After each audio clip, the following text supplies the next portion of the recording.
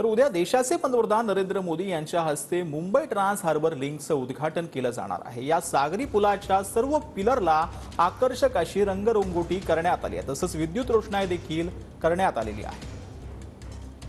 उद्या देशाचे पंतप्रधान नरेंद्र मोदी हे मुंबईच्या दौऱ्यावरती आहेत आणि मुंबईच्या दौऱ्यावरती असताना ते जगातल्या सगळ्यात मोठ्या सागरी सेतूचं उद्घाटन जे आहे ते करणार आहेत। सध्या आपण MTHL अर्थात मुंबई ट्रान्स हार्बर लिंक या संपूर्ण प्रकल्पाच्या इथे आहोत आणि हा तब्बल 21 किलोमीटरचा सागरी सेतू जो मुंबईच्या शिवडीपासून ते न्हावाशेवा रायगड नवी मुंबईपर्यंत जाणारा हा संपूर्ण सागरी सेतू आहे। या सागरी सेतूला स्वर्गीय अटल बिहारी वाजपेयी यांचं नाव देण्यात आलेलं आहे। अटल सेतू असं या संपूर्ण सागरी सेतूचं नामकरण करण्यात आलेलं आहे। तब्बल 21,000 कोटींपेक्षा अधिक